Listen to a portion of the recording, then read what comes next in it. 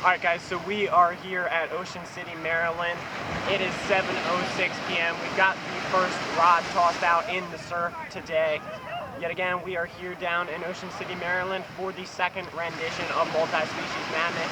I'll show you guys my rigging here in a little bit, but let's see if we can catch a fish first. You think you still have it? I think so.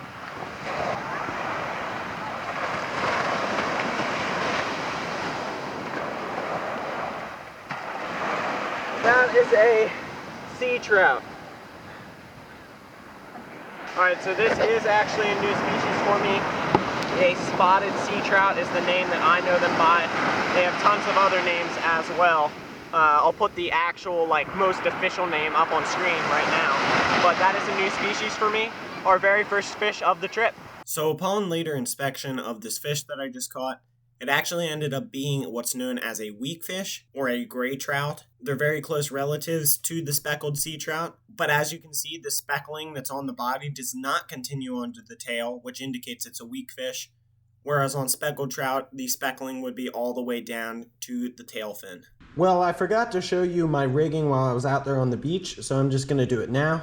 As far as my actual rig, I was using one of these metal riggers. It has two little sections, one on the top and one down on the bottom, to where I had a piece of mono and a hook coming off of, and I attached my weight down at the bottom. And on each of these hooks, I either had some sand flea fish bites or some bloodworm fish bites. Also, before we continue with the video, I do quickly want to say that there are some camera issues that I have throughout the course of this video. At the time, I was filming solely on this camera, which is really meant to be more of a point and shoot camera that you can take with you on your adventures, and not inherently an action camera. It had some overheating and focus issues throughout the course of this video, and some of the events that transpired ended up being what caused me to get the GoPro that I'm using now. So I ask that you just hang with me throughout those issues in this video.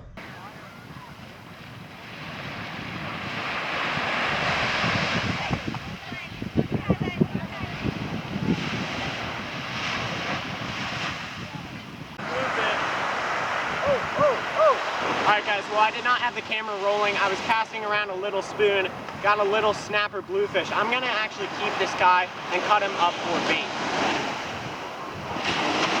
Yeah, there were two fish that hopped right in front of this fish. Another blue, baby, let's go. Alright guys, caught another little bluefish on the spoon. We don't need this guy for bait, so we're going to toss him back.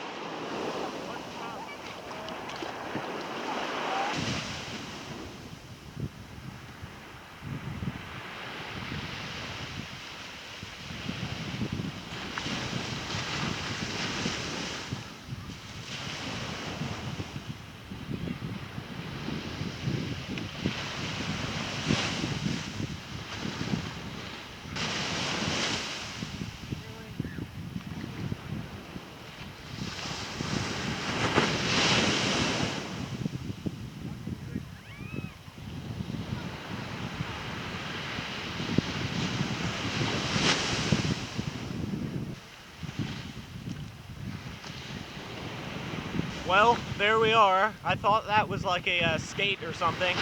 No, it's a horseshoe crab. Gotta throw this guy back. I continued fishing until it got dark, but no more fish were caught, so we're gonna head to day 2. Alright guys, we are back out again for day 2. Yesterday was actually a really good day. Caught 2 snapper blues, and I actually broke my PB bluefish in that process. The only bluefish I've ever caught was off a pier on a little sabiki rig. He was about this big. So absolutely shattered my PB bluefish, and also got a new species. I already probably popped it up for you guys, but that was actually a weak fish and not a speckled trout. So I'll talk more about how to identify those. That probably already happened earlier in the video.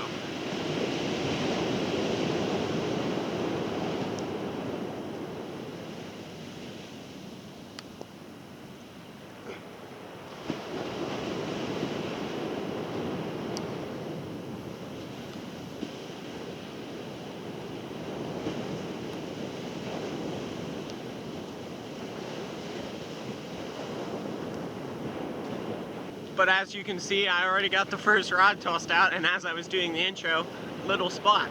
So obviously a good start to the day. We're already not skunked. Let's keep it going.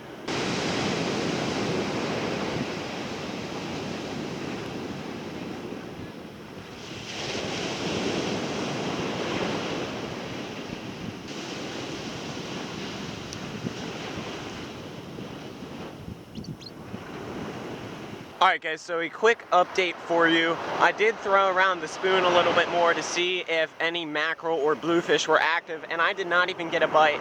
So clearly those bluefish are no longer here, but I did get another bite on the surf rod since that one that I caught on the intro. I missed it, so I'm hopeful that if I just continually grind it out, we'll be able to get maybe one or two more this morning.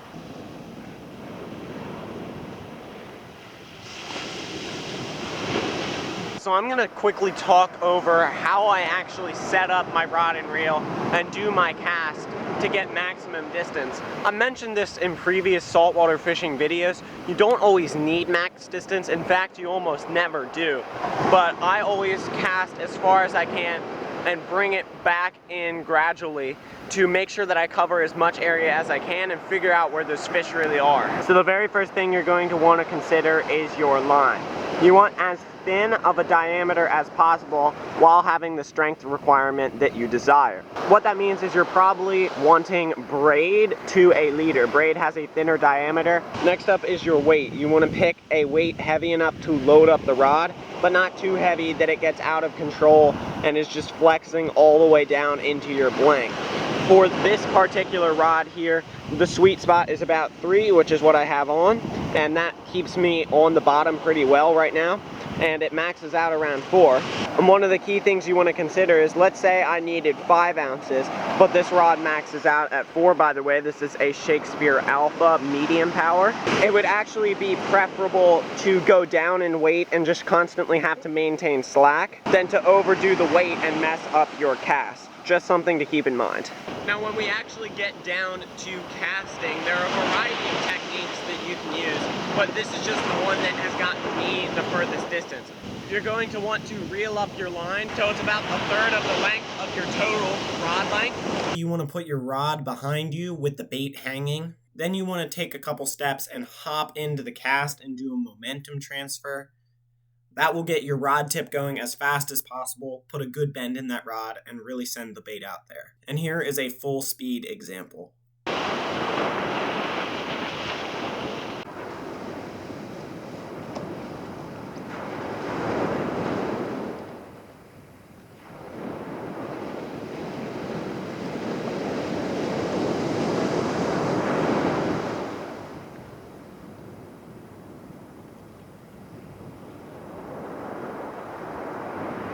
Species number 4, we got ourselves a little kingfish.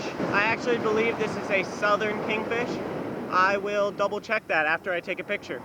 Alright guys, well I'm not going to end up having the ability to do an evening session in the surf today because this is what it looks like right now. I don't think that's happening.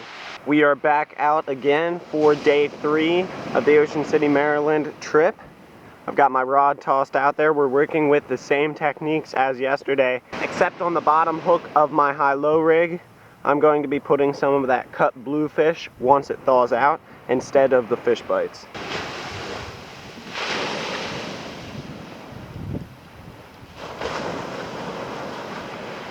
This feels like that horseshoe crab I had the other day. I don't know if it's a horseshoe crab or...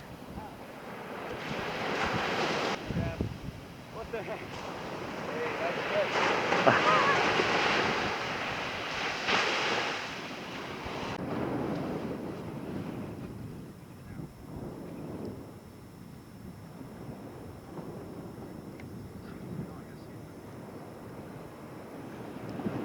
I don't know. Oh no, I do got him. We got another kingfish. I'm gonna take this one home to eat. This one's got a leech on his tail. That's weird. This is a pretty cool clip that I wanted to share with you guys. Starts out, we've got the scenic view, and then I come into frame and I start casting around the spoon, seeing if I can get some bluefish, mackerel, anything of that sort. And all of a sudden, my rod starts bouncing. I have a fish on the line, and I just was not able to get there in time. It really frustrated me at the time, but looking back on it, it is kind of funny.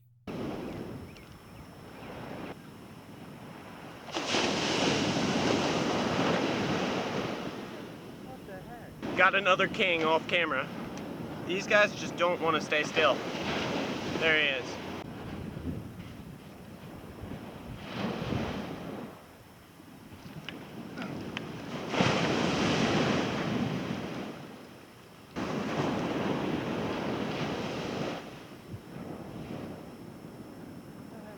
That right there is the biggest thing that I personally am still working on with surf fishing. A lot of times on these smaller fish, once you set the hook and you start fighting them, you can't tell if the weight that's on the end of your line is a fish or just the weight dragging along the bottom. And it's been kind of a hit or miss, and I've just been, you know, hoping that it's the fish and reeling it all the way in. And sometimes I can't tell if I hooked the fish and it came off, or I just never had it in the first place. I'm still trying to figure that out. Nobody's perfect. That's what I want to figure out and get back to you guys maybe next year or maybe later on this week about how to figure that out once I personally figure it out. Hey look, it's me hooked up on a horseshoe crab. It's not like you've ever seen that before. Let's get back to some real fish.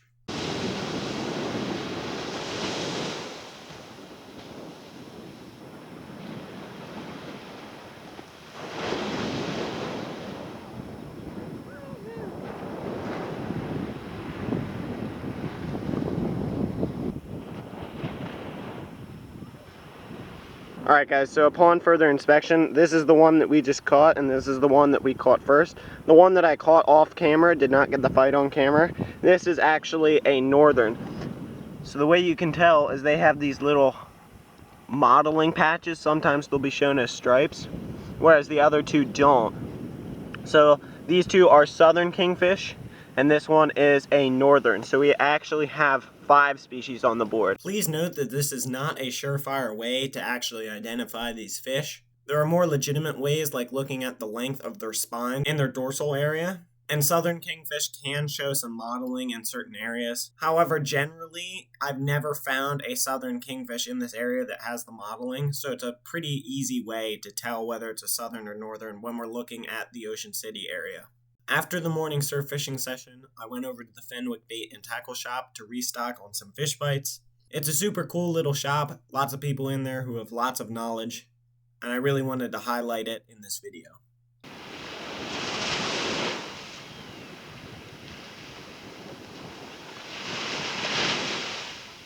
Alright guys, buzzer beater kingfish at the end of the evening session. Gonna take this kai home as well. We'll have 4 kingfish to cook up later, and hopefully we'll get some more later on in this trip.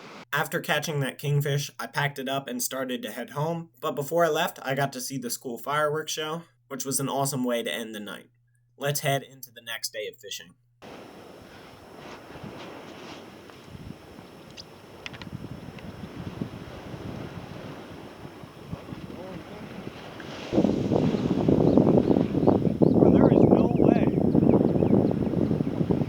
Someone explain to me how a fish takes a rod down that far and I grab it immediately and the fish is not there. Makes absolutely no sense. Somehow I did not get that on camera, but we got our first kingfish of day 4. Let's go. So we are back at the house now. Our morning surf fishing session only yielded 1 fish, and that was off camera. So it wasn't super interesting in the morning, but we do have something interesting going on right now. We had our nice day at the beach. It is 4:30 p.m. and I was assigned with the task of cooking up some kingfish to go along with and supplement our shrimp dinner tonight. So I've got my fillet set up here. I've got 5 kingfish, and we're gonna get these done and make a nice meal and display that for you guys here today.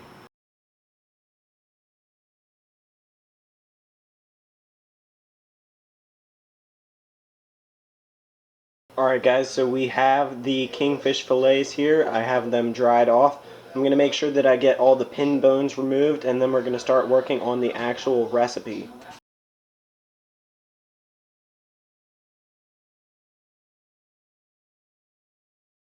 And there is the final product. I really wish you guys could smell through the camera. This smells absolutely phenomenal. We'll get a taste test here in a minute. Alright guys, we've got the kingfish cooked up here. Gonna take a bite. That's good. So I taste the brown sugar more than I did the last time that I did this. and I like it a little bit more overall. And my mom and I were talking about it. I think it has to do with the fact that I just prefer kingfish over trout from the standpoint of looking at the flavor of the actual fish. So I think that has something to do with it, but this is really good. After dinner, I headed back out for an evening surf fishing session, and I kept fishing as it got darker and darker till I eventually turned the camera off. And of course, that's when I caught a fish. Well, I'm out here after dark again, and I got a spot, a real tiny one. That's going to be our last fish for the day. All right, guys, well, it is day 5. I must be really bad at pressing buttons, because this is the second time I've thought that the camera has been recording, and it has not. But there we go, little bluefish caught on the cut bait. We're gonna let this guy go. Alright, so now that I've caught a fish today, I have switched up my rig a little bit. On the top hook, we still have our float with fish bites, but I've switched the bottom hook out for some thick mono and a large circle hook, and I put on the entire head of a spot that we caught last night, and I hope that we can use this to catch something a little bit bigger. I'm happy with just one fish this morning. I caught a blue. Let's see if we can get something bigger though. After finishing up the morning in the surf, I headed over to the pier to mess around with the sabiki rig.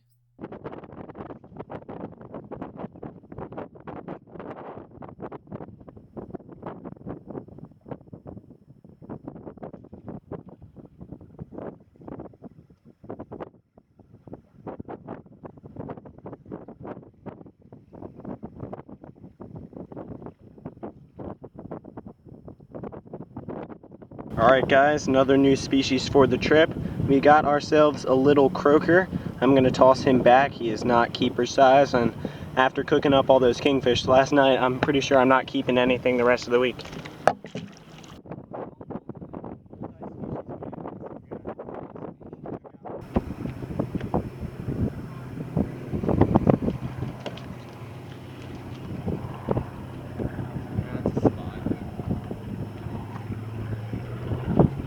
Alright guys, we got ourselves a little spot here as well. I'm going to cut this guy in half and throw him out there on my larger rod. I'm going to see if I can get myself a skate or cow nose ray. Alright guys, so we are magically back at the house. As much as it pains me to say it, that spot head that I chucked out on my larger rod did get picked up by this speckled trout. And in the craziness of it all, I had a guy pick up the camera and follow me, and somehow in the mess of it all, it got turned off. We don't have any of the footage from it, which really hurts me, but we do have this awesome speckled trout to show for it. This is my first ever speckled trout, and it's a pretty big one. A quick break just to make sure it's abundantly clear that the dude who picked up the camera is not the reason the camera turned off. The camera overheated. I just want to make sure everyone knows that he is not the reason I lost the footage. So we are going to cook this guy up, even though I said that I was not going to do any more cooking. But before that, we are going to get a measurement on it. That is 23 3/4, right about 24. We'll just call it 24.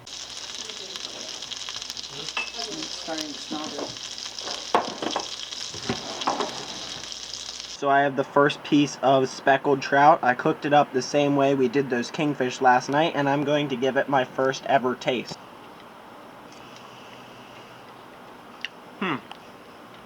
Interesting. I thought it would be closer to flounder. It's actually a little bit more like tilapia, but I do really like it. It's good. This morning of surf fishing did not yield any fish for me. However, I did get to see this cool helicopter, so that was nice. We have made it back out to the pier, and hopefully we can catch something before the sun goes down. Let's get to work.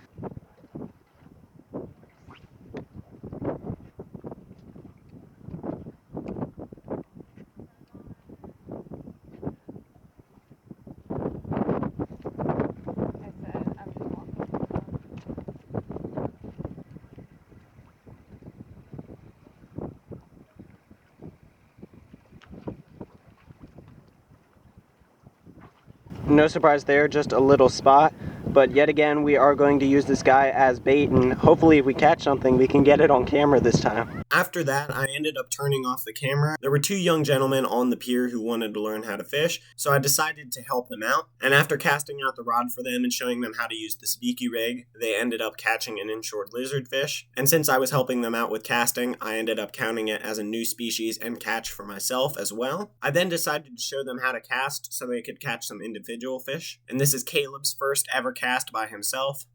And here is Kenzie's first ever cast by himself. Using their newfound casting knowledge, they did end up catching some fish all by themselves. Caleb doubled up on a croaker and a spot, and Kenzie ended up catching himself a spot as well. It started to get dark, so I wrapped it up, and we're going to head right into our final day. On this final day, I did not have very good luck. I ended up missing fish after fish after fish, and I'm not even sure why. And as you can see, it did get just a little bit frustrating for me. But unfortunately, my luck did not turn around. We ended up having a skunk on our final day in Ocean City. So after bidding farewell to my fishing neighbors, I ended up packing it in and heading home. And with that, that's all I'm going to have for you guys in this video here today. As much as I did have some frustrating camera issues throughout the process, we ended up with some awesome fish catches as well as some new species, and most of those ended up being on camera. Hopefully you guys enjoyed this video and maybe even learned something from it.